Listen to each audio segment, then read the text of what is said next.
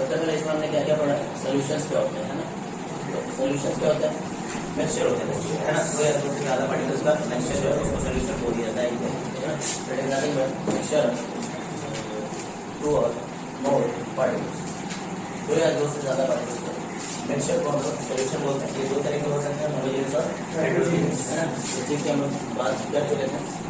Life में अगर हम देखें तो होमोजेनियस बोल सकते हैं, है ना, ये क्लासिफिकेशन है on the basis of distribution of particle, particle कैसे डिस्ट्रीब्यूटेड है ना, होमोजेनियस में पार्टिकल यूनिफॉर्मली डिस्ट्रीब्यूटेड होते हैं और उस सॉल्यूशन के अंदर, उस मिक्सचर के अंदर प्रॉपर्टीज का भी यूनिफॉर्म डिस्ट्रीब्यूशन हो जाता है और मास का भी यूनिफॉर्म डिस्ट्रीब्यूशन हो जाता है ना। तो होमोजेनियस मिक्सचर के अंदर both properties as well as mass will be uniformly distributed throughout the solution, ठीक है। तो यहाँ पर बोल सकते हैं uniform distribution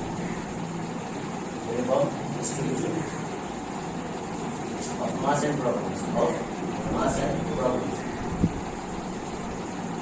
throughout the solution,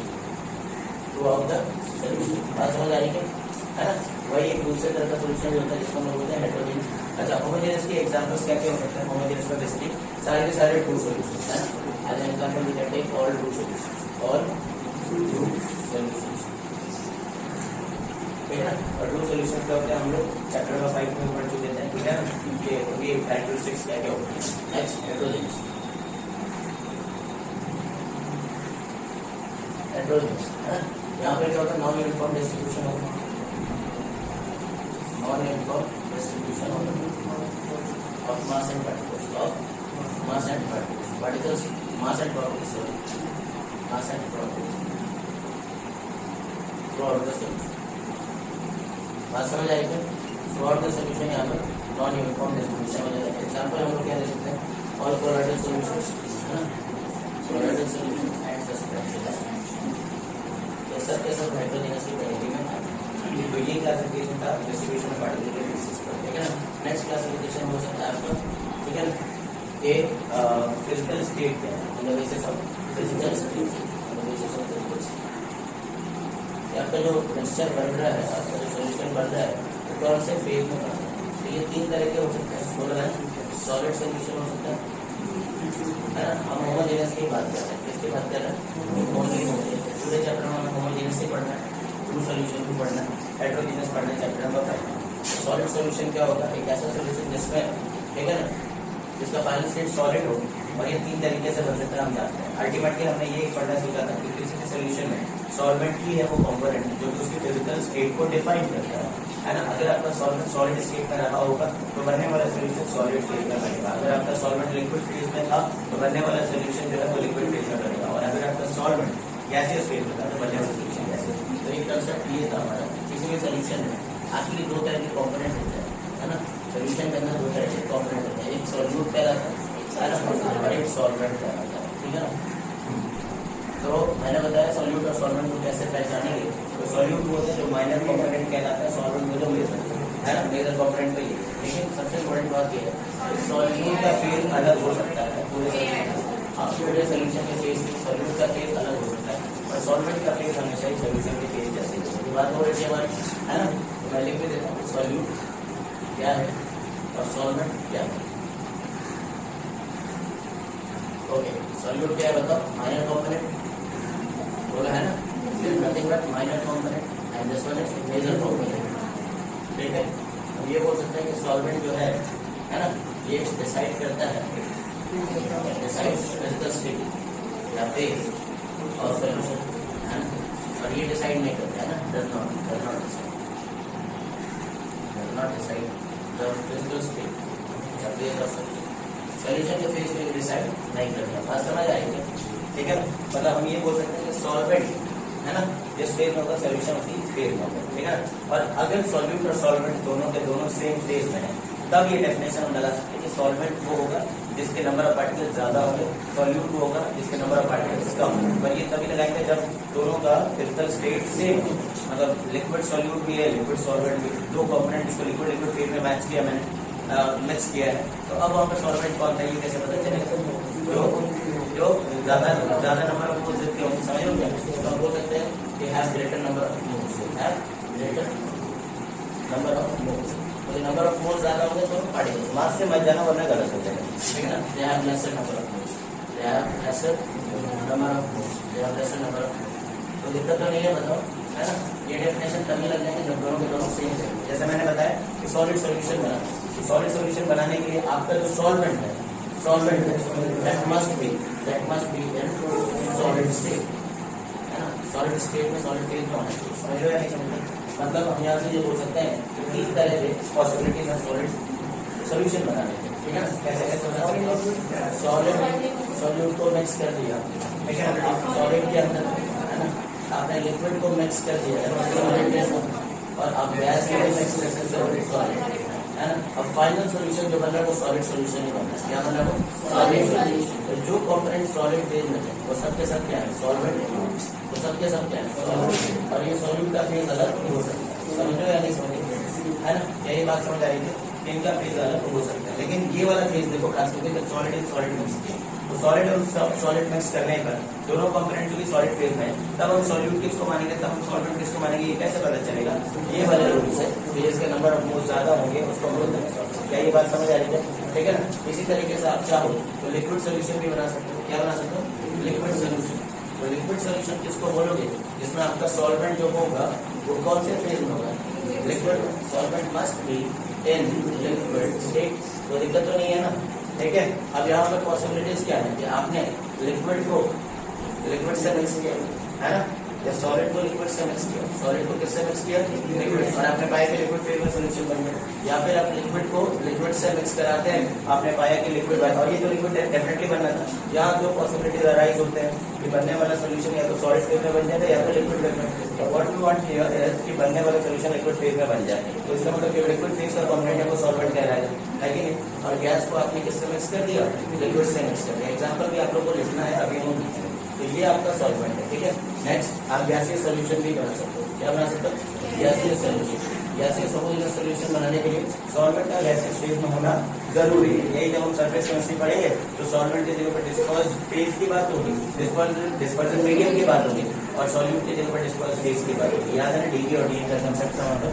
okay, तो यहाँ पर सॉल्वेंट मस्ट बी इन कौन से फेज? बोलो। गैसीय स्टेट। तो दिक्कत तो नहीं है, बताओ, ठीक है ना? तो यहाँ पर आपको अगर गैसीय सॉल्यूशन बनाना है तो सॉल्वेंट का गैस होना जरूरी है। आपका सॉल्यूट किसी भी फेज में हो सकता है। सॉलिड प्लस गैस से मिल सकता था, लिक्विड प्लस गैस से मिल सकता था, गैस प्लस गैस से मिल सकता है। इन सबके एक एग्जाम्पल आपसे पूछे तो आप बता सकते हो? बताओ, बता सकते हो? सॉलिड इन सॉलिड और अलग, है ना? अलग लाइक ब्रश ये सब हो सकता है, ठीक है? होमोजेनियस होता है। लिक्विड इन सॉलिड, आपने लिक्विड को सॉलिड से अमालगम, ठीक है? जैसे जिंक अमालगम ले, जिंक अमालगम, है ना? ओके, नेक्स्ट गैस को सॉलिड में मिक्स किया और सॉलिड बन गया। तो हाइड्रोजनेशन रिएक्शन क्या होता है? हाइड्रोजन गैस ओवर निकल सॉलिड, प्लैटिनम सॉलिड, ये सब हो सकता है। होमोजेनियस, लेकिन ओके, इसमें बताइए जरा सॉलिड लिक्विड सोल्यूशन। सॉलिड को लिक्विड में मिक्स किया, NaCl है ना? ओके, लिक्विड और लिक्विड को इथेनॉल वाटर, एथेनॉल वाटर को मिक्स करना है, ठीक है ना? गैस और लिक्विड मिक्स किया, तो गैस और वाटर, हाँ, ये सब हो सकता है। बोल है कि ठीक है ना? लिक्विड लिखते हैं आपको लिखना है, गैस है, ये लिक्विड है, सॉलिड है, ठीक है ना? ओके, यहाँ पर बताइए सॉलिड और गैस मिक्स किया और गैसीय सॉल्यूशन, हाँ बोलो। हाइड्रोसॉलिड एंड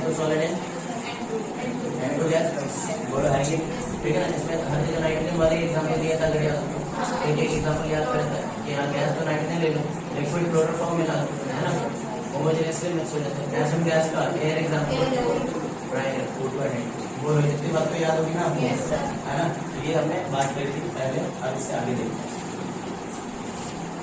लिक्विड सॉल्यूशन, ओके, तो हमें पढ़ना है लिक्विड सॉल्यूशन, ठीक है ना? और लिक्विड सॉल्यूशन में सबसे पहले हमें पढ़ना था कंसंट्रेशन टर्म, याद है?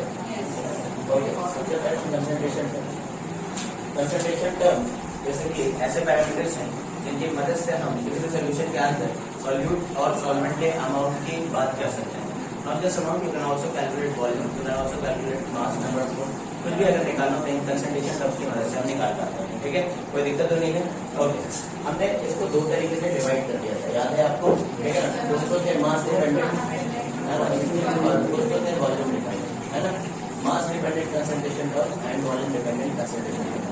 और जो मास डिपेंडेंट होते हैं वो टेम्परेचर के साथ उनकी वैल्यू चेंज नहीं होती, लेकिन जो वॉल्यूम डिपेंडेंट होते हैं टेम्परेचर के साथ इनकी वैल्यू चेंज होती है।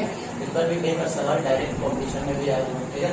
व्हाट आई कैन से, ये जितने भी कंसंट्रेशन टर्म्स लिखने जा रहे हैं ये मास डिपेंडेंट वाले, टेम्परेचर इंडिपेंडेंट है, टेम्परेचर इंडिपेंडेंट, टेम्परेचर के साथ मास की वैल्यू में कोई फर्क नहीं आता, लेकिन वॉल्यूम में ड्रास्टिक चेंजेस आ जाते हैं। These are temperature dependent concentration terms, कोई दिक्कत तो नहीं है। Okay, these are temperature dependent, ठीक है। ओके, क्या क्या होगा आपका यहाँ पर जो इम्पोर्टेंट है वो लिख लेते हैं। आपके पास एक मास परसेंटेज है ना, मास परसेंटेज को डिनोट करते हैं परसेंट डब्ल्यू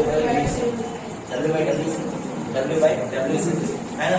ऊपर जब भी लिख रहे थे वो सॉल्यूट की बात है, मतलब आप जो भी कंसंट्रेशन टर्म कैलकुलेट कर रहे हैं, कंसंट्रेशन की वैल्यू निकाल रहे हैं, that is calculated with respect to solute, है ना।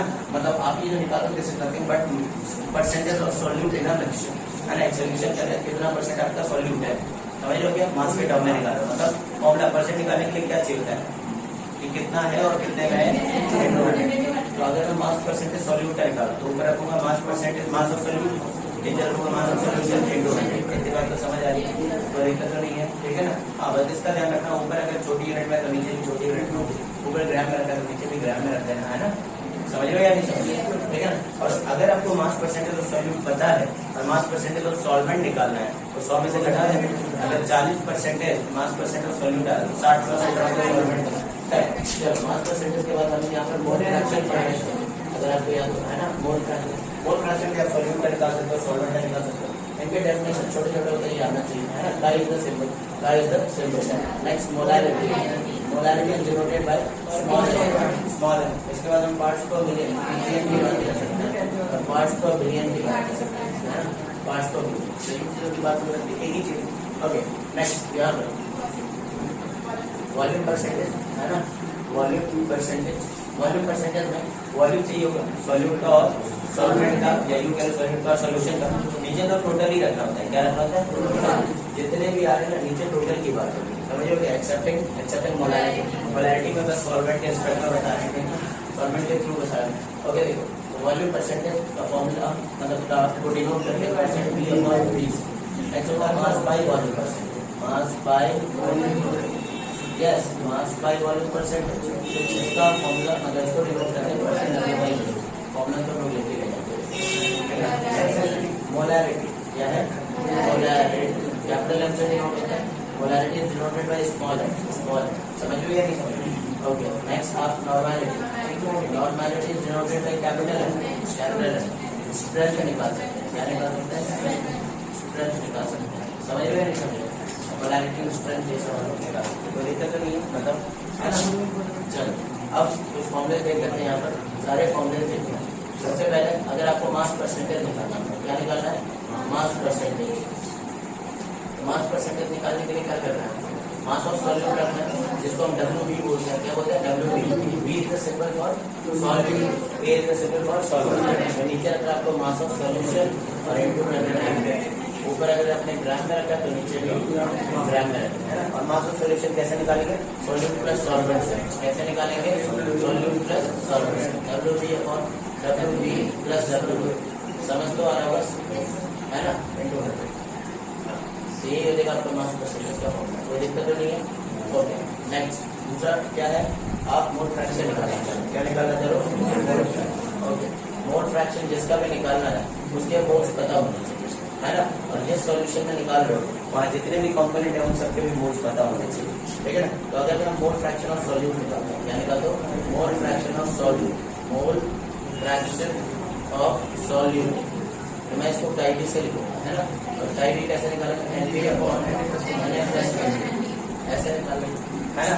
अगर दो ही कंपोनेंट होता है, दो ही कंपोनेंट बाइंडिंग सॉल्यूशन जिसमें दो ही कंपोनेंट है, ठीक है ना। तो अगर मुझे एक का मोल फ्रैक्शन पता चल गया तो दूसरे की मोल फ्रैक्शन निकालने के लिए एक में से घटा देंगे, है ना। Therefore mole fraction of solvent अगर आप निकालना चाहें तो एक में से मोल फ्रैक्शन ऑफ सॉल्वेंट को घटा देंगे, है ना। क्योंकि sum of mole fraction of all the components will be equal to 1।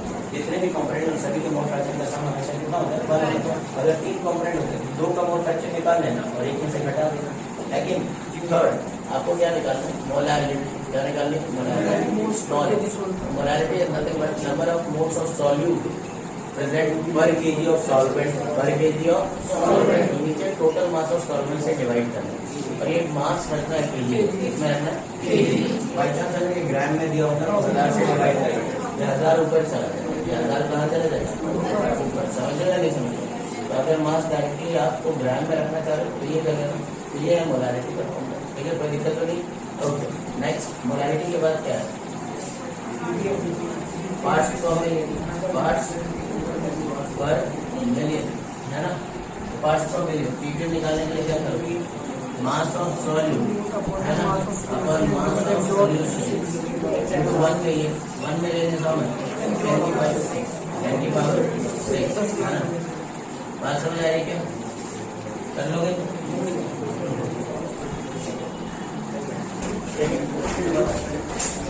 Parts पर मिलियन आ गया क्या? पार्ट्स पर मिलियन, ठीक है। पार्ट्स पर मिलियन पीपीवी, पार्ट्स पर मिलियन क्या हो जाएगा? Mass of solute upon mass of solution into 1 billion. 1 billion है 1000 मिलियन है ना। तो ये हो जाएगा अपना पीपीवी, कोई दिक्कत नहीं है। ओके, छठा कंसंट्रेशन टर्म जो कि वॉल्यूम डिपेंडेंट है। वॉल्यूम डिपेंडेंट वॉल्यूम में सबसे पहले कौन सा पढ़ा? वॉल्यूम परसेंटेज, यही पढ़ा है ना। वॉल्यूम परसेंटेज को कैसे डिनोट करते हैं? Percent divide this will be equal to volume of solute upon volume of solution into 100। ऊपर छोटी यूनिट एमएल में है तो नीचे भी एमएल।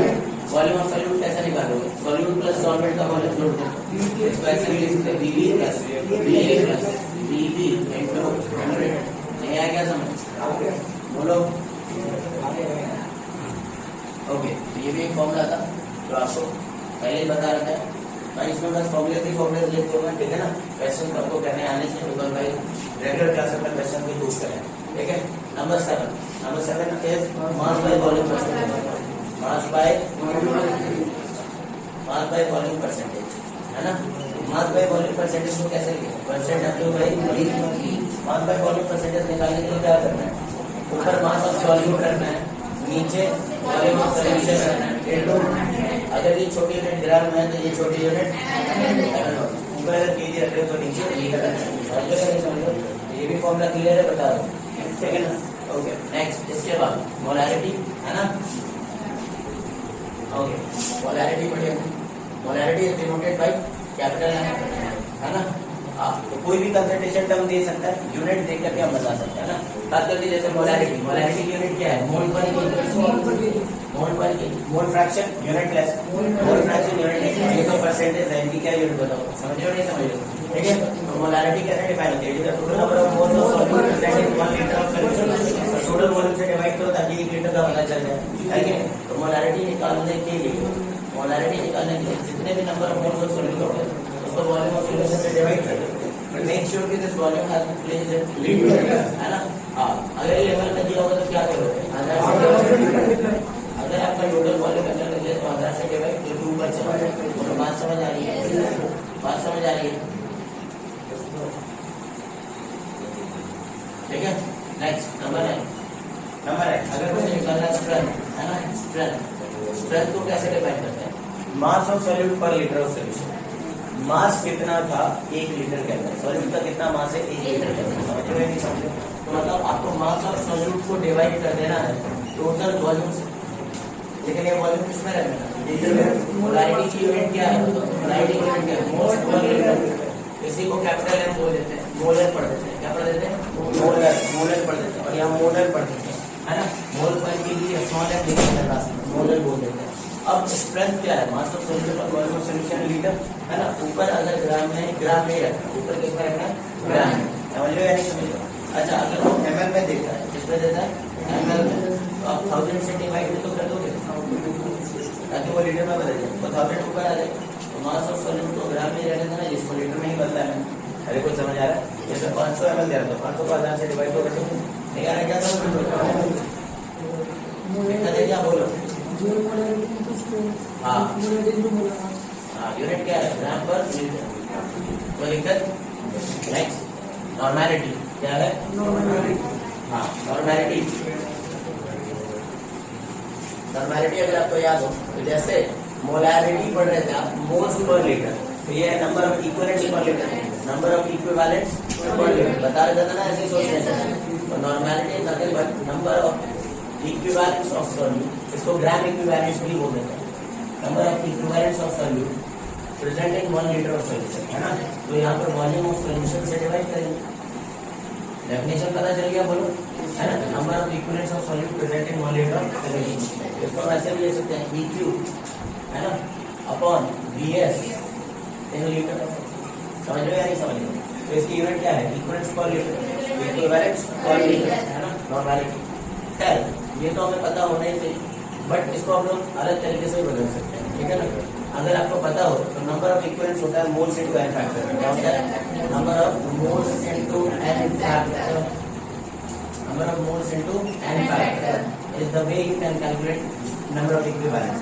और इसको डिवाइड करके volume of solution in litre.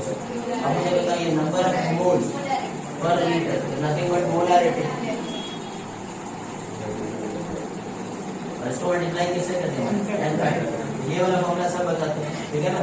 कि अगर नॉर्मैलिटी निकालनी हो तो सॉल्यूशन की मोलैरिटी निकालो और उसमें एन फैक्टर से क्या करो, मल्टीप्लाई करो।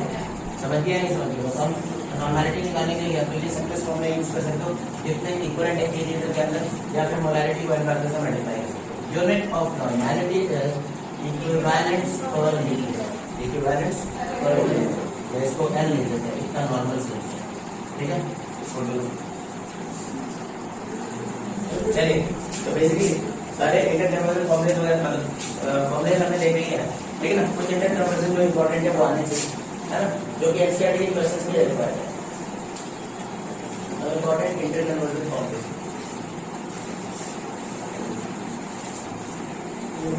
ठीक है, इंपॉर्टेंट इंटरकन्वर्जन फॉर्मूले। उसमें सबसे पहले डायरेक्ट लिख रहा हूं मैं, एक तो होता है मोलैरिटी और मोलैरिटी में रिलेशन, है ना। मोलैरिटी एंड मोलैरिटी में क्या रिलेशन है, तो इस चीज का मैंने आपको समझा रखा होगा क्लास में, ठीक है ना। क्वेश्चन देखो और डायरेक्ट रिलेशन में देखो, molarity is how much, 1000 m upon 1000 d minus molarity into molar mass of solute, molar mass of solute. ये तब कर रहा है व्हेन डेंसिटी इज इन ग्राम पर एम, डेंसिटी इन ग्राम पर एम, याद है ये, है ना। ये सब डिराइव करा था मैंने, अब यहाँ डिराइव करने लगूँ तो ये वन शॉट वीडियो नहीं करेगी, है जी नहीं, समझ रहे। अगर आपका ग्राम पर लीटर में तो ये क्या हो जाएगा, 1000 m upon d minus molarity into molar mass of solute. यहाँ पर डेंसिटी किसमें है, ग्राम पर लीटर, समझ गया नहीं समझ गया, ठीक है। ओके, दूसरा आपको चाहिएगा परसेंट W/V और स्ट्रेंथ में रिलेशन। अब वैसे तो मोलैरिटी का रिलेशन चाहिए, क्योंकि जब ऑस्मोटिक प्रेशर की परसेंट करोगे तो वहाँ आपसे वो परसेंट W/V के टर्म में देगा, ठीक है ना। तो relation between molarity and percent W/V, percent W/V, है ना। मोलैरिटी और परसेंट W/V कैसे रहेगा, देखो परसेंट W/V क्या बताता है, मास इन 100 ml सॉल्यूशन, और हमें क्या चाहिए, मोलैरिटी मतलब मोल्स इन 1000 ml चाहिए। सुनो, परसेंट W/V पता है तो आपको ये पता है कितने ग्राम है 100 ml, तो 10 से मल्टीप्लाई किया तो कितने ग्राम सॉल्यूट है 1000 ml में पता चल गया। अरे नहीं समझ आ रहा है क्या, अगर मैं 10 से मल्टीप्लाई करूँ परसेंट W/V में तो हमें क्या पता चल गया, 1000 ml का मास। अरे तो नहीं समझ आ रहा है। अगर मैं बोल रहा हूँ 40% W/V NaOH सॉल्यूशन है, सुनो ध्यान से, है ना। तो 40 ग्राम 100 ml, 40 ग्राम 100 ml, हाँ तो 1000 ml में 400 ग्राम नहीं आएगा। 1000 ml में जो मास है वो स्ट्रेंथ है, वो क्या है, तो अगर स्ट्रेंथ और परसेंट W/V को रिलेट करना चाहो, है ना, स्ट्रेंथ और परसेंट W/V को, तो यार परसेंट W/V में 10 गुना मल्टीप्लाई कर देने पर स्ट्रेंथ मिलेगी। बोलो है कि समझ लो या नहीं समझ लो, अरे बोलो भाई, ठीक है ना। हाँ तो अब देखो आपको पता चल गया कि मास कितना है 1 लीटर में, 10 से मल्टीप्लाई करते पता चल गया मास 1 लीटर में। अब मोल्स 1 लीटर के निकालने के लिए मोलर मास से डिवाइड करना होगा, तो इसे डिवाइड करना होगा। 40% W/V तो मतलब 40 ग्राम NaOH है 100 में, 400 ग्राम है 1000 1 लीटर में 400 ग्राम है, तो कितने मोल्स है, मोलर मास से डिवाइड कर देंगे, 40 से डिवाइड कर देंगे, समझ में आया नहीं। तो मैं बोलना ये चाहता हूँ कि परसेंट W/V में 10 से मल्टीप्लाई करो पहले तो आपको पता चल गया 1 लीटर में कितने मास है, इसको डिवाइड कर देना है मोलर मास ऑफ सॉल्यूट से, तो पता चल गया मोल्स कितने हैं 1 लीटर में, और इसी को मोलैरिटी बोलते हैं। क्या बोलते हैं? मोलैरिटी। इस फॉर्मूले का मूव यूज होगा, है ना, 10 times % W/V 10 times % W/V upon molar mass of solute. ये मूव रिलेशन यूज हुआ है, समझ रहे हैं? ठीक है ना। अब ये हो गया। अब हम यहाँ से स्ट्रेंथ एंड मोलैरिटी को भी रिलेट कर सकते हैं। स्ट्रेंथ एंड मोलैरिटी अगर आप ध्यान से देखें तो मोलैरिटी क्या है? परसेंट W/V का 10 गुना बटे में मोलर मास ऑफ सॉल्यूट। तो परसेंट W/V का 10 गुना स्ट्रेंथ ही तो क्या रहता है ना। तो स्ट्रेंथ को आपने किससे डिवाइड कर दिया? मोलर मास ऑफ सॉल्यूट से। तो आपको क्या मिल रहा है? मोलैरिटी। स्ट्रेंथ क्या बताता है? मास इन 1 लीटर। मोलैरिटी क्या बताता है? मोल्स इन 1 लीटर। जब मास इन 1 लीटर पता है तुम्हें, तो मोल्स इन 1 लीटर में जाने के लिए मोलर मास डिवाइड करना पड़ेगा। समझ रहे हो? ठीक है ना। 5 बार नॉर्मैलिटी एंड मोलैरिटी, जो कि हम ऑलरेडी जान रहे हैं। Normality and molarity, molarity into ये है ना नॉर्मैलिटी, कोई दिक्कत तो नहीं है। ठीक है, ये कुछ फॉर्मूला हम जान रहे हैं। इसके अलावा एक फॉर्मूला और आपको सिखाएगा, डाइल्यूशन फॉर्मूला, है ना। और डाइल्यूशन कई तरीके के हमने क्लास में कर रखे हैं, सबको बता तो नहीं पाऊंगा यहाँ पर, है ना। डाइल्यूशन कई तरह के, पानी डाल के किया, सिमिलर नेचर के सॉल्यूट डाल के, डिसिमिलर नेचर के सॉल्यूट डाल करके, ठीक है ना। रिएक्ट कर जाए तो क्या होगा, ये सब चीजें क्लास में नॉन रिएक्टिंग एंड रिएक्टिंग में बताया, ठीक है ना। तो डाइल्यूशन फॉर्मूला अगर आप देखो तो क्या आता है? M1V1 = M2, ठीक है ना। हाँ, और मैंने सीधे सीधे बताया था कि इनिशियली जितने भी, ठीक है ना, मोल्स होंगे उनको जोड़ लो, ठीक है ना, और उनको टोटल वॉल्यूम से डिवाइड कर दो, तो वो फाइनल मोलैरिटी दे देंगे, पूरा है कि ठीक है ना। तो अल्टीमेटली ये चीज, इसको ध्यान रखने, इस पे क्वेश्चन बिल्कुल सारे हमने, कोई दिक्कत तो नहीं है ना। चलिए जी, कंसंट्रेशन टर्म्स आगे बढ़ो। इसके बाद जो भी पढ़ा है वो पढ़ा हमने, वेपर प्रेशर क्या होता है, ठीक है ना। वेपर प्रेशर को हम लोग किसी भी प्योर लिक्विड के वेपर प्रेशर को P1 से डिनोट करते हैं। वेपर प्रेशर क्या होता है? ये मैक्सिमम पार्शियल प्रेशर होता है जो कि किसी भी लिक्विड के वेपर्स लिक्विड के सरफेस पर एक्सर्ट कर रहे होते हैं at a given temperature, at a given temperature. और ये तब वो आता है जब एक इक्विलिब्रियम आ जाती है, ठीक है ना, वेपर फेज और लिक्विड फेज के बीच में। बात समझ रहे हो ना। तो हम डिफाइन करते हैं, so it is the maximum partial pressure, it is the maximum partial pressure. तो मेरे नोट्स पढ़ते रहना जो रेगुलर क्लास के स्टूडेंट हैं, बाकी तो मैं अपने डेफिनेशन दे रहा हूँ। It is the maximum partial pressure exerted by vapor phase molecules, vapor phase molecules over the surface of liquid in a condition of dynamic equilibrium, in a condition of dynamic equilibrium, in a condition of dynamic equilibrium। और ये equilibrium किसके बीच में आएगी? Vapour phase molecule और liquid phase के बीच में, ठीक है ना। Dynamic equilibrium between vapour phase and liquid phase. बोलो, ये बात समझ आएगी? वेपर प्रेशर ये मैक्सिमम होता है, इसकी वैल्यू सवाल में खुद गिवन होती है, टेम्परेचर के साथ वेरी करता है, टेम्परेचर के साथ वेरी। वेपर प्रेशर एक तो टेम्परेचर पे डिपेंड करता है, एक नेचर पे, और किसी फैक्टर पे डिपेंड नहीं करता, क्योंकि ये एक तरह का इक्विलिब्रियम कांस्टेंट है। ये क्या है? एक तरह का इक्विलिब्रियम कांस्टेंट है ना। और एक चीज और प्रॉब्लम ये बता देती है कि टेम्परेचर के साथ कैसे वेरी करता है, variation of vapour pressure with temperature. अगर मैंने कह दिया कि ये एक तरह का इक्विलिब्रियम कांस्टेंट है, तो क्लास लेवल में इक्विलिब्रियम कांस्टेंट का रिलेशन टेम्परेचर के साथ करा रखा था मैंने। log E2 by K1 = delta H upon 2.303 R 1 by K1 minus 1 by K2। अगर आपको याद हो तो ऐसा ही रिलेशन पड़ा है, log E2 by K1, ये रेट कांस्टेंट नहीं है ना। log E2 by K1 = delta H upon 2.303 R 1 by K1 minus 1 by K2, है ना, इक्विलिब्रियम कांस्टेंट। क्योंकि वेपर प्रेशर भी एक तरह का इक्विलिब्रियम कांस्टेंट ही है, तो टेम्परेचर T पर जो वेपर प्रेशर हो गया वो Kp2, T2 पर जो वेपर प्रेशर है वो Kp2, इसको आप P02 लिख लो, क्या लिख लो? P02 एट टेम्परेचर T2, ठीक है ना। और P01 एट टेम्परेचर T1, है ना। और जो एंथैल्पी चेंज होती है जब लिक्विड वेपर फेज में बदलता है, तो उसको एंथैल्पी ऑफ वेपराइजेशन बोलते हैं। क्या बोलते हैं? ये एक रिलेशन जो कि कॉम्बिनेशन है इसमें बता दीजिए, ठीक है ना। कि अगर कोई पूछे कि वेपर प्रेशर टेम्परेचर के साथ कैसे वेरी करते हैं, कैसे कैलकुलेट करते हैं, ये फॉर्मूला है। तो P02 by P01 = delta H vaporisation पर 2.3 R 1 by T1 minus 1 by K2। कोई दिक्कत तो नहीं है ना। ओके, नेक्स्ट वेपर प्रेशर के बाद, ठीक है ना। वेपर प्रेशर ऑफ सॉल्यूशन निकाला, क्या निकाला? वेपर प्रेशर ऑफ सॉल्यूशन, है ना, ऑफ सॉल्यूशन। और यहाँ पर हमने क्या पढ़ा? Raoul's law. क्या पढ़ा हमने? Raoul's law. क्या पढ़ा हमने? Raoult's law. दो सॉल्यूशन के लिए पढ़ा, जिसका नाम है ना। तो Raoul's law for solution having non volatile solute, having non volatile solute. Non volatile solute क्या होते हैं? वो जो वेपर नहीं बना सकते। जनरली सॉलिड वाले जितने भी हैं, जैसे ग्लूकोज होता है सवाल में देते हैं, है ना, कोई भी NaCl डालते हैं, ये डालते हैं, तो उसमें क्या होता है कि बेसिकली आपके सॉल्यूट वहाँ पर वेपर नहीं बनाएंगे, वहाँ पर पानी ही वेपर बनाएंगे। जैसे पानी में नमक मिला रहे हो तो एक सोल्यूशन बन गया, तो यहाँ जो वेपर प्रेशर आएगा वो प्योर वाले से कम है। राउंड ने यही बताया कि यहाँ पर वेपर प्रेशर में लोवरिंग आती है जब भी आपने नॉन वोलेटाइल सॉल्यूट मिलाया होगा, ठीक है ना। और ये लोवरिंग किस चीज के डायरेक्टली प्रोपोर्शनल है? मोल fraction of non volatile solute के, है ना। जितना ज्यादा आप नमक डालते जाओगे उतना वेपर प्रेशर लो होता जाएगा, क्योंकि और भी कम वेपर बनेंगे, और जितना ज्यादा आपका सॉल्वेंट का मोल फ्रैक्शन होगा उसके डायरेक्टली प्रोपोर्शनल होगा। तो समझ नहीं आ रहा, lowering will be directly proportional to the mole fraction of non volatile component and actual vapor pressure in the solution will be directly proportional to the mole fraction of volatile component. है Raoult's law for non-volatile solute. Second नाम कहता है vapor pressure of a solution. Vapor pressure of a solution containing non-volatile solute. Containing non-volatile solute. बात नहीं कर रहे हैं non-volatile solute is directly proportional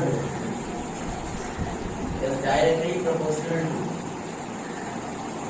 the mole fraction of mole fraction of volatile solvent,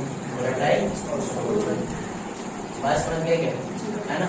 तो vapour pressure of solution containing non volatile solute is directly proportional to the mole fraction of volatile solvent. एक ऐसे भी सवाल है previous year में, define general law of Raoult's, general form of Raoul's.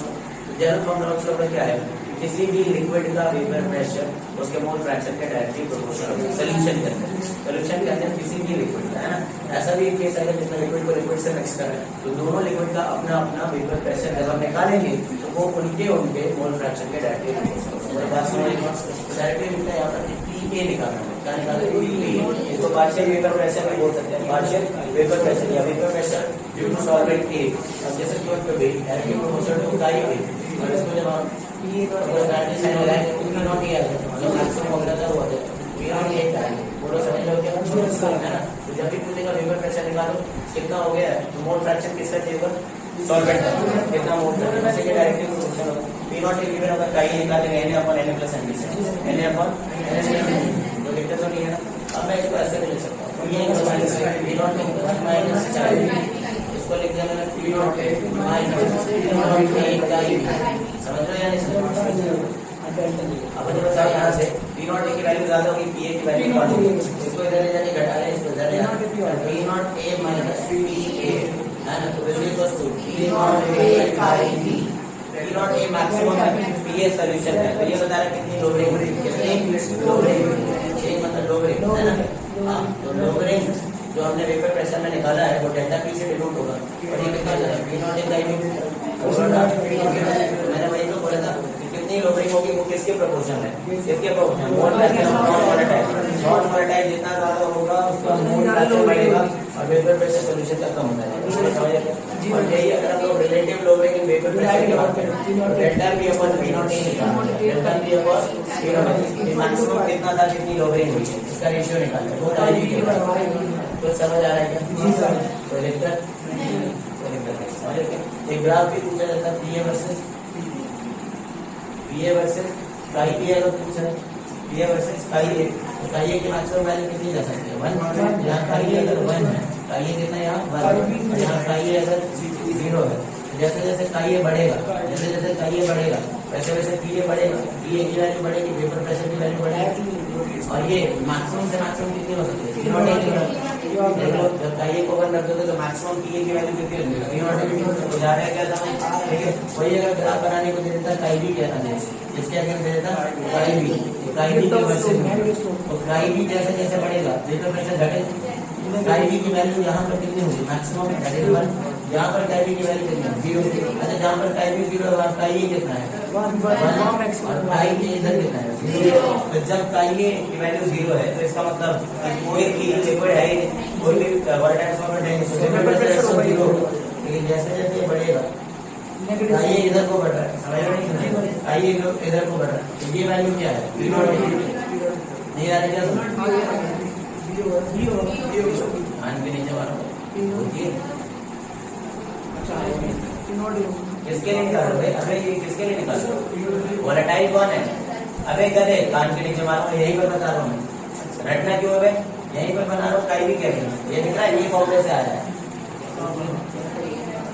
देखो ध्यान से, पर यहाँ पर काई भी जीरो है, तो इसका मतलब क्या है? कोई वोलेटाइल नॉन वोलेटाइल सॉल्यूट है ही नहीं, खाली और खाली क्या है? वोलेटाइल वाला है। जब वोलेटाइल वाले हैं तो उस वक्त मैक्सिमम वेपर प्रेशर मिलेगा। क्लियर है क्या? और यहाँ काई भी 1 है, मतलब वहां पर नॉन वोलेटाइल है, वोलेटाइल। अब देखिए एक्चुअली यही से क्वेश्चन का थ्रू हुआ है, प्लॉट ऐसे क्वेश्चन के थ्रू प्लॉट हुआ है ना, चेक कर लो ना। ये सब कुछ क्या है? इंटरसेप्ट है, ये राइट स्लोप है, ये राइट क्या है? राइट स्लोप है। काई का ग्रेड प्लॉट किया ना मैंने जी भाई, तो y equals to -mx plus दिख रहा है क्या सभी को? तो ये फर्स्ट लॉ के लिए बनाया है। और continue mixture of 2 volatile liquids, mixture of 2 volatile liquids, mixture of 2 volatile। तो कदम चलना है, बनाने का भी मन नहीं था। Raoult's law for solution containing mixture of 2 volatile liquids। यहाँ पर आपके 2 लिक्विड है, liquid A and liquid B, liquid A and liquid B. अच्छा, इनका प्योर फॉर्म वेपर प्रेशर कितना है? P0A, और इसका कितना है? P0B। अब मोल फ्रैक्शन इसका कितना है? काई, इसका मोल फ्रैक्शन कितना है? काई। तो हमने बोला ना कि इनके अपने अपने जो पार्शियल वेपर प्रेशर सॉल्यूशन के अंदर होंगे, इनके अपने अपने मोल फ्रैक्शन की प्रोपोर्शनल होंगे, मतलब मिक्सचर इनको मिक्स कर देने के बाद E के कारण जो पार्शियल वेपर प्रेशर आएगा P है, दैट विल इक्वल टू मोल का काई है, बोला है कि उसी मिक्सचर में B के कारण जो पार्शियल वेपर प्रेशर आएगा आपको बोलता है टोटल वेपर प्रेशर। बताओ तो हम जानते हैं कि पार्शियल प्रेशर को जोड़ने से टोटल वेपर प्रेशर मिलता है ना। क्लास 11 में पढ़ाएंगे डायरेक्शंस ऑफ पार्शियल प्रेशर, है ना। The total pressure exerted by the mixture of non-reacting gases will be equal to the sum of partial pressures of all the gases। मतलब कुछ करना है, अगर टोटल प्रेशर ऑफ सॉल्यूशन निकालना है PA plus PB होता है, PA प्लस PB, है ना। यही से आपको राउल्स लॉ का सेकंड स्टेटमेंट मिलता है ना। The total pressure exerted by the total pressure of a liquid mixture of a liquid mixture containing 2 volatile liquids will be equal to the sum of partial vapor pressure of both the liquids। समझ रहे हो या नहीं समझ रहे?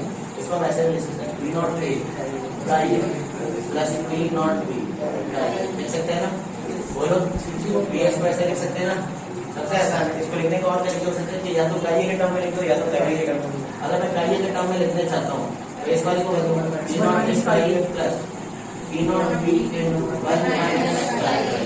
ये कितना हो जाएगा? P0A काई प्लस P0B माइनस P0B काई, P0B काई। मैंने क्या कर दिया? काई कॉमन, तो P0B पहले अलग हो गया, ठीक है। और इसके बाद क्या है? P0A minus P0B। ये सॉल्यूशन का वेपर प्रेशर है। बोलो, ठीक है। इसको मैं चाहता हूँ तो इसके टर्म में भी लिख देता है ना, काई के टर्म में लिखोगे तो P0A plus P0B minus P0A into काई, ये है ना। बात समझ आ रही है? ओके, राउल्स लॉ का सेकंड फॉर्म डिफाइन करने जा रहे हैं। यहाँ की 2 स्टेटमेंट निकल जाएगा। Define Raoult's law, define Raoul's law for a solution containing 2 volatile liquids, 2 volatile liquids कैसे डिफाइन करोगे? It is equal to the sum of partial vapor pressure of both the liquids। समझ लो नहीं समझ लो, ठीक है ना। तो आंसर निकल जाएगा इसका। Total vapour pressure of a solution containing 2 volatile liquids, 2 volatile liquids will be equal to the sum of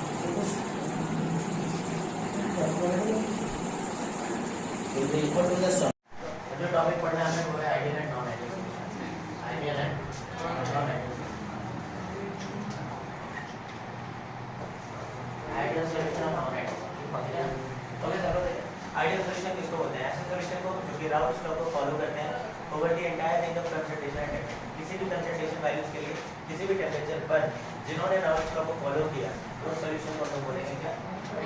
ideal solution. और जिन्होंने नहीं फॉलो किया उसको भी हम बोलेंगे नॉन आइडियल। बात समझ रहे हो क्या? अब राउल्स लॉ को फॉलो करने का मतलब है कि राउल्स लॉ के अकॉर्डिंग जो फॉर्मूला आता है P is equals to P0A का ये प्लस P0B का, तो यही वैल्यू ऑब्जर्व भी होनी चाहिए। थ्योरेटिकली आपको ये पता है कि काई की वैल्यू कितनी थी, काई बी की वैल्यू कितनी थी। पी नॉट ए पता था, पी नॉट बी पता था, आपने पेपर पे कैलकुलेट कर दिया कि सॉल्यूशन का वेपर प्रेशर कितना आना चाहिए, और जब आपने एक्सपेरिमेंट किया और एक्सपेरिमेंटली वेपर प्रेशर की वैल्यू चेक की और वो बिल्कुल राउल्स लॉ के बराबर आती है, तो इसका मतलब है वो भी आइडियल सॉल्यूशन। समझ रहे हैं? तो दो solutions which follow Raoult's law over the entire range of concentration and temperature. बात समझ रहे हैं? इनको लोग आइडियल बोलते हैं। नॉन आइडियल सॉल्यूशन किसको बोलेंगे?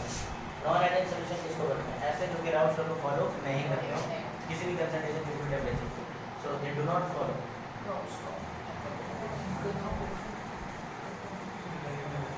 Raoult's law over the entire range of concentration and temperature. क्या मेरी बात समझ आ रही है? समझ रहे हो क्या? मतलब इनके लिए जो P ऑब्जर्व होगा, जो vapour pressure of the mixture observe करोगे, that will be equals to P naught A का E plus P naught B का E, क्योंकि ये वाला फॉर्मूला क्या था? ये क्या था? ये राउल्ट्स लॉ के अकॉर्डिंग जो वेपर प्रेशर आया था वो, और जो आपने ऑब्जर्व किया है वो भी इतना ही आया, तो इसका मतलब क्या है? ये क्या है? आइडियल सॉल्यूशन का मिक्सचर। नॉन आइडियल सॉल्यूशन मिक्सचर में जो आपने ऑब्जर्व किया होगा vapour pressure, that is not going to be equal to P naught A का E plus P naught B का E। अब बात ये आती है कि अगर कोई डेविएट कर रहा है आइडियल बिहेवियर से, तो क्यों डेविएट कर रहा है? तो डेविएट इसलिए कर जाता है क्योंकि वहाँ पर दोनों को मिक्स करने के बाद उनके बीच में अट्रैक्शन फोर्सेस बढ़ सकते हैं या घट सकते हैं, है ना? समझ रहे हो या नहीं समझ रहे? ठीक है ना?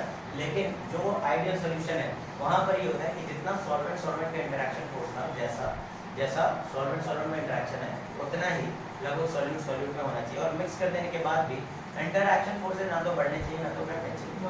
अगर दो लिक्विड को मिक्स किया और मिक्स करने पर उनमें अट्रैक्शन बढ़ गया, तो अट्रैक्शन बढ़ जाने पर जो वेपर प्रेशर की वैल्यू आएगी एक्सपेरिमेंटली वो कम आएगी, क्योंकि अगर दो लिक्विड के बीच में अट्रैक्शन बढ़ गया तो उनके वेपराइज होने की टेंडेंसी कम हो जाएगी। समझ रहे हो? और वही अगर उन दोनों में रिपल्सिव फोर्स डोमिनेट करने लगा तो वेपर प्रेशर की वैल्यू बढ़ जाएगी। इसलिए नॉन आइडियल सॉल्यूशन दो तरह के होते हैं, बॉडी डेविएशन वाले और इस तरीके से आइडियल गैस के बारे में हम लोग पढ़ रहे थे कि डेविएशन का पता लगाते थे हम कंप्रेसिबिलिटी फैक्टर Z से। Z अगर 1 था तो वो आइडियल कहलाता था, Z नॉट इक्वल टू 1 था नॉन आइडियल। नॉन आइडियल भी दो तरह के पढ़ते थे, बॉडी डेविएशन वाले और गैस में जैसे पढ़ते थे काफी लोग पढ़ते थे। तो इनकी कैरेक्टरिस्टिक्स क्या क्या होती है? What are the characteristics of ideal gas? Number 1, हम बोल सकते हैं एक magnitude of interaction forces between solvent, है ना, solvent liquid AA must be nearly equal to B और B का interaction, और यही लगभग सेम होना चाहिए PB interaction के बराबर। समझ रहे हो क्या? है ना? मतलब इनको मिक्स करने पर इंटरेक्शन ना तो बढ़ जानी चाहिए ना तो घट जानी चाहिए। ठीक है? इसके बाद और क्या बताओ? इनको मिक्स किया और अगर इनमें अट्रैक्शन ना तो बढ़ा ना तो घटा, तो डेल्टा H की वैल्यू कितनी हो जाएगी? 0। बोला है कि नहीं? है ना? There will be no enthalpy change. बोलो बात समझ आ रही है? ठीक है? सही है ना? ठीक है? लेकिन अगर मान लो अट्रैक्शन डेवलप करने लगा तो हीट रिलीज होती, डेल्टा H की वैल्यू नेगेटिव हो जाएगी।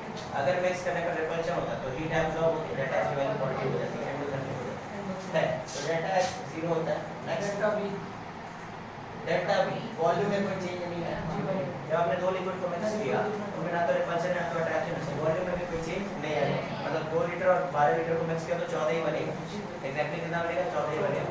लेकिन अगर 14 से कम बन गया या 14 से ज़्यादा बन गया, मतलब डेविएशन थे, अट्रैक्शन फोर्स से डिफरेंट थे, तो ये भी 0 हो जाएगा। नेक्स्ट और एंट्रोपी तो लगातार बढ़ती मिक्सिंग से एंट्रोपी क्या होती है? बढ़ती है। Entropy is the measure of randomness, और रैंडमनेस तब ज़्यादा होगी जब पार्टिकल्स ज़्यादा होंगे। समझ रहे हैं? ये तो चाहे आइडियल हो चाहे नॉन आइडियल हो। हाँ, समझ रहे हो क्या? ओके, यहाँ पर कैरेक्टरिस्टिक्स क्या है? हम ये बोल सकते हैं कि A इंटरैक्शन लिक्विड A और A के बीच का interaction force not equal to liquid B और B का interaction force, and this is not equal to AB का इंटरैक्शन। बोलो बात समझ आ रही है?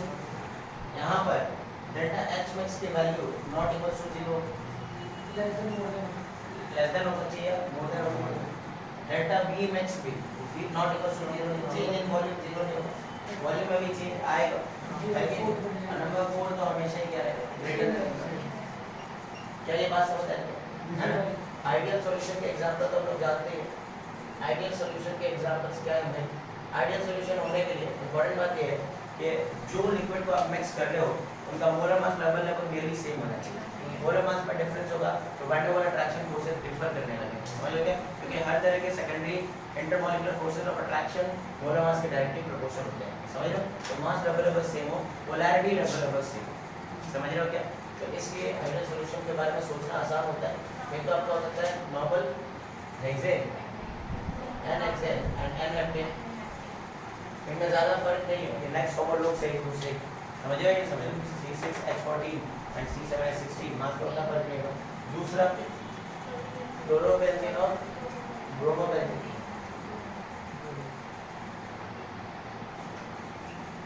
बोलो दोनों सेम फैमिली के है या नहीं है? हाइड्रोजन फैमिली, मास का उतना ज़्यादा फर्क नहीं है नेक्स्ट कॉमन लोग, ठीक है ना?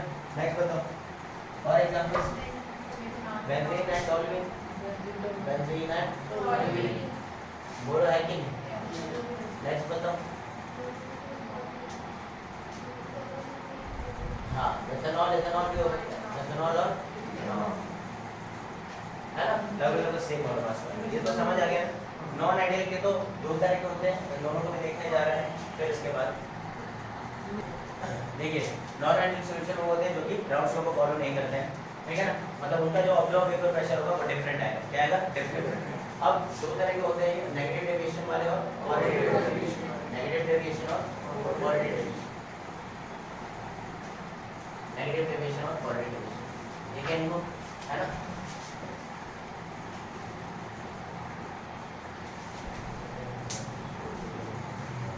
देखो अगर नेगेटिव डेविएशन आया है तो इसका मतलब कि वेपर प्रेशर डिक्रीज कर देगी, समझ रहे हो क्या? इनकी वेपर प्रेशर कम आएगी observe vapour pressure, Raoult's law के वेपर प्रेशर से। राउल्स ने बोला था 5 एटीएम आना चाहिए, पर हमने क्या एक्सपेरिमेंट में देखा कि 4 एटीएम, कम से कम एक कॉम्पोजिशन होगी, कम से कम एक मोल फ्रैक्शन का कॉम्पोजिशन ऐसा जिसके लिए ये वैल्यू कम हो जाए, घट जाए, समझ रहे हो क्या? ठीक है ना? जिससे राउल्स लॉ के वेपर प्रेशर से, समझ रहे हो क्या? कोई दिक्कत तो नहीं है ना? ठीक है। और यहाँ क्या बोल सकते हैं कि when observed vapor pressure is less than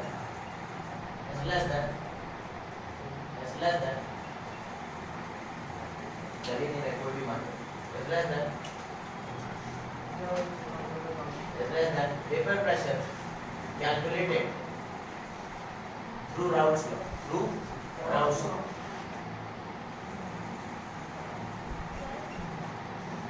जब ऑब्जर्व वेपर प्रेशर अगर राउल्स लॉ के वेपर प्रेशर से कम आ जाता है तो हम बोलेंगे, ठीक है ना, कि वहां पर नेगेटिव डेविएशन है, negative deviation Raoult's law vapour pressure, समझ गए या नहीं? बोलो, अरे समझ लो। तो यहाँ पर P ऑब्जर्व जो आएगा that will be less then P naught A का ये प्लस P नॉट B का। इस बार भी कुछ स्कूलों में प्री बोर्ड जो हुआ है ना उस पर ऐसे क्वेश्चंस हुआ है ना? P नॉट A का ये P नॉट B बताने के बाद बता रहा है कि देखा कि कितना वेपर प्रेशर है, बताओ ये नेगेटिव डेविएशन वाला था या पॉजिटिव डेविएशन वाला था, समझ रहे हो? तो ये काम करना है ना, ये चेक कर लेते हैं, इससे कंपेयर कर लेते हैं, है कि नहीं? और अगर आपने पाया कि वहाँ पर किसी भी लिक्विड मिक्सचर के लिए जो ऑब्जर्व्ड वेपर प्रेशर है कम से कम एक कॉम्पोजिशन के लिए, कम से कम एक मोल फ्रैक्शन वैल्यूज के लिए अगर वो ज़्यादा आ जाती है राउल्ट्स लॉ के वेपर प्रेशर से, तो हम बोलते हैं कि पॉजिटिव डेविएशन है, ठीक है ना? तो when P observe is greater than vapor pressure calculated through Raoult's law। अरे कुछ समझ आ गया क्या? बोल भाई। हाँ, ऑब्जर्व आपने जो किया, आपने ये देखा यार अगर राउल्ट्स लॉ से आना चाहिए तो कितना आना चाहिए? कितना आना चाहिए? P नॉट A का ये प्लस P नॉट A का ये कोई ना कोई मोल फ्रैक्शन की वैल्यू दे रखी होगी सवाल में, मतलब कोई एक पर्टिकुलर कॉम्पोजिशन दे रखा होगा, उस कॉम्पोजिशन पर मैंने क्या पाया कि ऑब्जर्व वेपर प्रेशर की वैल्यू ज़्यादा होगा, मतलब वेपर प्रेशर की वैल्यू ज़्यादा होने का मतलब वेपर आसानी से बन रहे होंगे, मतलब इंटरेक्शन कम हुआ होगा, समझ रहे हो या नहीं समझ रहे हो? इंटरेक्शन कम हुआ, अट्रैक्शन कम है, रिपल्शन हम बोल सकते हैं कंपैरेटिवली ज़्यादा है। अगर रिपल्शन फोर्स डोमिनेट कर रहे हैं, ठीक है ना, तो ऑब्वियसली वॉल्यूम बढ़ेगा, समझ रहे हो या नहीं समझ रहे? ये सारी बातें आपस में रिलेटेड, समझ गया नहीं समझ गया? तो यहाँ पर इनकी कैरेक्टरिस्टिक्स अगर लिखें, क्या लिखें? कैरेक्टरिस्टिक्स, है ना? पॉजिटिव डेविएशन वाली कैरेक्टरिस्टिक्स, क्या आप बता सकते हो यहाँ पर ए बी इंटरेक्शन कम हुआ है, ए बी इंटरेक्शन कम है एज कंपेयर टू ए ए और बी बी इंटरेक्शन। समझ में नहीं समझ? हाँ, ये आपस में जब थे ना मिलजुल के रहते थे बहुत ही स्ट्रॉन्ग बॉन्डिंग थी, लेकिन जब अलग हुए ना और इनको आपस में मिक्स कर दिया गया, इन दोनों को आपस में मिक्स कर दिया गया तो इनकी बॉन्डिंग बेकार है। दो तरह के लोग होते हैं लाइफ में, आपसे आसानी से बॉन्डिंग कर लें और कुछ जो समझ रहे हो ना, हाँ, इंटरेक्शन, ठीक है, एक interaction is greater than A B interaction बढ़ गया। समझ रहे क्या? ये दो लिक्विड को मिलाते हैं इनमें इंटरेक्शन बढ़ गया, ठीक है ना। देन व्हाट ए और बी के इंटरेक्शन, तो बी बी के इंटरेक्शन बढ़ गए यहाँ पर, ठीक है ना। बी बी का इंटरेक्शन बढ़ेगा तो लाइफ में स्टेबिलिटी आएगी कि नहीं आएगी? ओके, इसके ऊपर ध्यान दो, ठीक है। अच्छा यहाँ पर बताओ, अगर इंटरेक्शन डेवलप हो गया है, ठीक है ना, तो वॉल्यूम कम आ जाएगा, तो delta B of the mixture will be less than, negative बोला है तो नेगेटिव का मतलब भी लेस देन 0, देखिए लेस देन 0 का साइन चलेगा, हाँ। यहाँ पर पॉजिटिव बोला है तो डेल्टा बी मिक्स बढ़ जाएगा, बढ़ेगा नहीं बढ़ेगा? इंटरेक्शन कम है, रिपल्शन ज्यादा है, समझ रहे हो नहीं समझ रहे हो, ठीक है ना। अच्छा, अगर इंटरेक्शन बढ़ गया है ना तो हीट रिलीज होगी, तो delta H mix less than 0, मतलब प्रोसेस क्या है बच्चों? है ना। नेगेटिव एडिशन वाले सॉल्यूशन जब बनेंगे मिक्स करोगे तो उनका जो कंटेनर है वो गर्म होने लगेगा, समझ रहे हो? यहाँ पर ये ठंडा पड़ जाएगा, delta H mix is greater than 0, मतलब एंडोथर्मिक, बोलो है कि नहीं? ठीक है। अब पॉइंट नंबर 4 बताओ, एंट्रोपी बढ़ती है दोनों तरफ, तो समझ आ रहा है ना। तो यहाँ पर एक बात ये भी लिखी देता हूँ वरना तुम पता नहीं कल को भूल जाओ, क्वेश्चन घुमा फिरा के भी आ जा रहे हैं आजकल। यहाँ पर हम क्या बोल सकते हैं, यहाँ अट्रैक्शन डोमिनेट करता है, अट्रैक्शन फोर्स डोमिनेट करता है, और वहाँ पर रिपल्शन फोर्स डोमिनेट करता है। बात समझ आ रही है ना? एक बार आएगा तो अच्छी बात है। पहले यहाँ पर क्या लिखूँ मैं? फोर्सेस डोमिनेट, और इनमें रिपल्शन फोर्सेस डोमिनेट।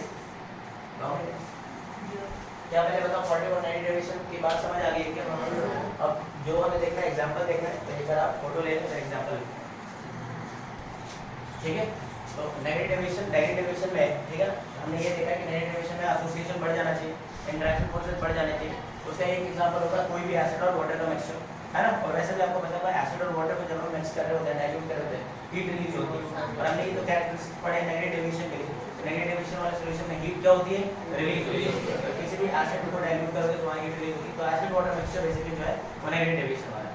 इसके अलावा एचसीआरटी में क्लोरोफॉर्म और एसीटोन, क्लोरोफॉर्म का स्ट्रक्चर क्या होता है? CH3 टेट्राहेड्रल होता है। इसके बाद जो हाइड्रोजन है, लेकिन वैसे तो जुड़ा हुआ वो कार्बन से, हाइड्रोजन बॉन्डिंग करने के लायक नहीं है, लेकिन कार्बन की इलेक्ट्रोनेगेटिविटी वैल्यू बढ़ करके नाइट्रोजन के आसपास की हो जाती है, समझ लो, क्योंकि 3 क्लोरीन लगे ये माइनस आई कराया है, समझ लो। तो ये कार्बन की जितनी इलेक्ट्रोनेगेटिविटी होनी चाहिए उतनी नहीं, उससे कहीं ज़्यादा है, इसलिए इससे जुड़ा हुआ हाइड्रोजन भी हम हाइड्रोजन बॉन्डिंग करने लगते हैं। तो क्या हुआ कि जब आपने क्लोरोफॉर्म लिया और आपने एसीटोन लिया तो इनके बीच में हो गया hydrogen bonding, interaction force develop हो गया, तो इसका मतलब वेपर प्रेशर पहले से कम हो जाएगा, नेगेटिव डेरिवेशन वाली बात हो जाएगी। एनिलीन और एसीटोन भी सेम बनता है। एनिलीन क्या होता है? बेंजीनमाइन, इसका जो हाइड्रोजन है वो हाइड्रोजन से जुड़ा हुआ है, और एसीटोन के ऑक्सीजन के साथ हाइड्रोजन बॉन्डिंग होगी, एसोसिएशन बढ़ गया। नेक्स्ट डाइमिथाइल ईथर और क्लोरोफॉर्म है, डाइमिथाइल ईथर और क्लोरोफॉर्म, ये जो हाइड्रोजन है वो ऑक्सीजन के थ्रू हाइड्रोजन बॉन्डिंग कर रहा है, डाइमिथाइल।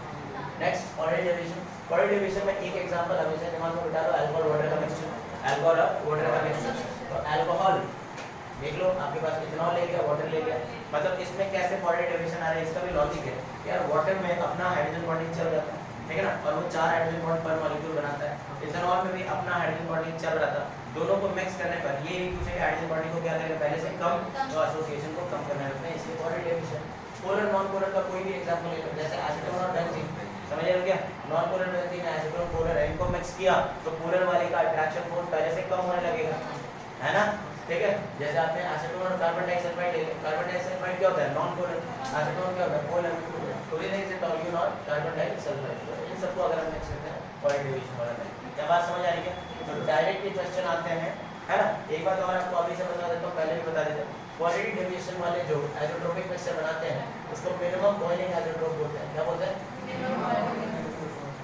Minimum boiling azeotrope. तो 4 ऑप्शन दे करके पूछ सकता है इनमें से कौन मिनिमम बॉइलिंग आइसोट्रोप बनाएगा। तो क्वालिटी डेविएशन वाले क्या बनाएंगे? Minimum boiling azeotrope. और नेगेटिव डेविएशन वाले क्या बनाएंगे? Maximum boiling azeotrope. तो 4 ऑप्शन दे करके इनमें से ये भी पूछ सकता है कि कौन मैक्सिमम बॉइलिंग आइसोट्रोप बनाएगा, कौन सा mixture maximum boiling isotropic mixture बनाएगा। समझ रहे हो? नहीं तो आपको क्या ढूंढना था? नेगेटिव डेविएशन वाले ढूंढने थे। अब समझ आ रहा है क्या आइसोट्रोप्स क्या होते हैं क्या नहीं होते, उसकी बात कर लेंगे, है ना। बस एक ग्राफ देख लो कि अगर ये आइडियल सॉल्यूशंस होते हैं, ठीक है ना। तो आइडियल सॉल्यूशन में मान लो ये काई की वैल्यू और ये किसकी वैल्यू? काई की वैल्यू, है ना। काई जब मैक्सिमम है तो वहां पर जो वेपर प्रेशर होता है वो P0 A के बराबर होता है। कितना होता है ये P0 A की वैल्यू। काई भी जब 1 हो जाए, काई भी क्या हो जाए 1, यहाँ काई भी की वैल्यू क्या है 1, यहाँ काई की वैल्यू क्या है 1। तो जब काई भी 1 है तो वहां पे जो वेपर प्रेशर होगा वो किसके बराबर होता है? P0 B के बराबर। तो ये वैल्यू किसकी है? P0 B के बराबर। समझ लो, ठीक है ना। और जो सॉल्यूशन का आएगा वो P0 A और P0 B के बीच में ही रहेगा, इससे ज्यादा कभी नहीं हो सकता, ना ही लोअर वाले से कम हो सकता। सॉल्यूशन का जो वेपर प्रेशर आ रहा है ना सॉल्यूशन का, वो P0 A से कम होगा और P0 B से ज्यादा होगा, इसके बीच में रहता है, ना तो एग्जैक्टली इसके बराबर होगा ना तो एग्जैक्टली इसके बराबर होगा। तो ये है PS का फॉर्मूला, PS सॉल्यूशन का, जो कि कैसे निकाला है? P0 A plus P0 B prime. ये वाली लाइन पहले प्लॉट कर ली थी, ये PA की लाइन है और ये किसकी लाइन है? PB की लाइन है। PA का फॉर्मूला क्या होता है? P0 A प्राइम और ये क्या है? P0 A prime. ये किसके लिए प्लॉट हुआ था? आइडियल सॉल्यूशंस के लिए, है ना। अगर यही आपका नेगेटिव डेविएशन वाला होता तो सॉल्यूशन का वेपर प्रेशर राउल्स लॉ को फॉलो नहीं करता, उससे लो हो जाता, उससे क्या होता है? लो। और ना सिर्फ इसका ही लो होगा, PA भी लो होगा और PB भी लो होगा। नेगेटिव डेविएशन वाले सॉल्यूशन के लिए बहुत जरूरी है कि दोनों ही ओरिजिनल सॉल्यूशन में भी नेगेटिव डेविएशन आया हो। बात समझे? ऐसा कभी नहीं हो सकता कि एक नीचे जा रहा हो और एक ऊपर जा रहा हो, मतलब एक लिक्विड में पॉजिटिव डेविएशन आ जाए और एक लिक्विड में नेगेटिव, तो रिजल्टेंट नेगेटिव होगा कि पॉजिटिव बताया नहीं जा सकता, ऐसा नहीं होता। तो नेगेटिव डेविएशन वालों का ग्राफ भी आपको कराया गया क्लास में, है ना। ये मान लीजिए आपका आइडियल होता तो ये PA की लाइन होती, आइडियल होता तो ये PB की लाइन होती। बोलो है कि नहीं?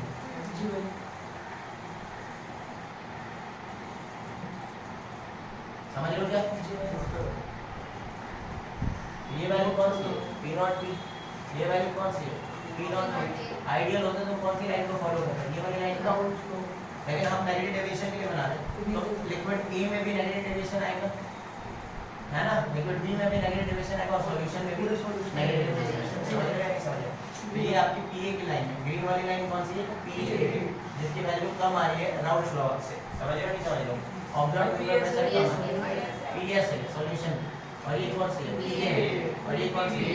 आप समझ रहे हैं? हां, मोल फ्रैक्शन वही है, फिर आगे जाकर A की मोल फ्रैक्शन में इंक्रीमेंट आ रहा है और इधर समझ लो क्या? तो ये किसके लिए बनाया हमने?